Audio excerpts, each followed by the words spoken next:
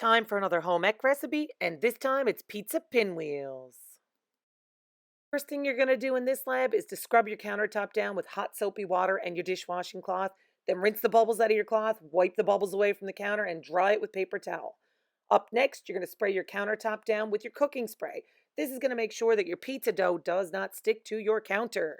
That is an important step and you do not want to skip it. You also want to get your cooking spray and spray down your rolling pin. Rolling out your dough is going to take a bit of work. You have to put some elbow grease into it. It's going to stretch a little and then snap back until you work out the elasticity of the dough, and then it'll be one smooth surface. You need to roll it till about a quarter of an inch thick, which is pretty thin. And then you're going to start to add your pizza toppings. We're going to start with the sauce first. Add enough to cover your dough when you spread it around with your rubber spatula, but you don't want it to be too thick because that'll make your pizza pinwheels fall apart. Then you can throw on whatever toppings you want to use. I went with pepperoni and mushrooms because that's what I like on a pizza, but you do you. Just remember to chop up whatever toppings you want kind of small. Then it's time to add the cheese. You got to remember to divide your cheese up and save a little bit for the end, just a little bit, and sprinkle the rest inside your pizza. Now, here's the tricky part. You're going to need to roll up your pizza. Start at the edge. Notice I've left a little bit of space all the way around that doesn't have sauce on it. And very carefully start to roll that up. Once you get the first little bit of rolling done, then it gets pretty easy and you can roll your way through it. Try not to rip your dough. If you do, don't panic. It'll all work out. When you get close to the top of your pizza, you want to stop rolling it from the bottom and you want to lift the top towards you instead.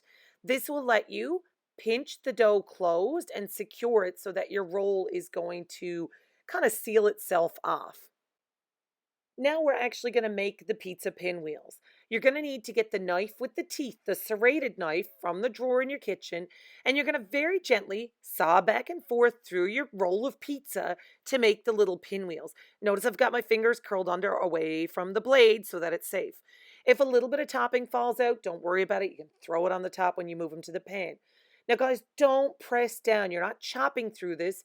You are cutting through it by moving your knife back and forth. All right, keep your fingers out of the way. You want these to be about an inch or an inch and a half thick. The thicker you make them, the longer they'll take to cook in the oven. Once you've got the whole works of it cut up, you can use your knife and your fingers carefully to move your pieces to your parchment paper on your cookie sheet. Now, you want to leave a little bit of space between them so that they don't grow together in one giant blob of pizza. And you want to flip them so that one of the sides is facing up. It doesn't really matter which.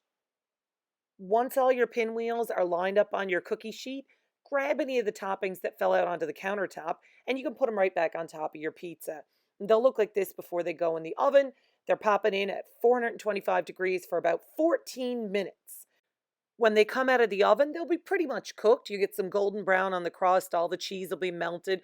You're going to add that little bit of extra cheese that you saved from earlier on top of them, and then you're going to fire them right back in the oven for another, say, 2 or 3 minutes just to let them finish off. When that cheese that you put on top is melted, then your pizza pinwheels are pretty much finished. Make sure that you get a plate out for these. They won't do well in a paper bag. And if you're thinking that you want to take them home, might be a good idea to bring a container to pop them into. Enjoy your pizza pinwheels, Cardinals.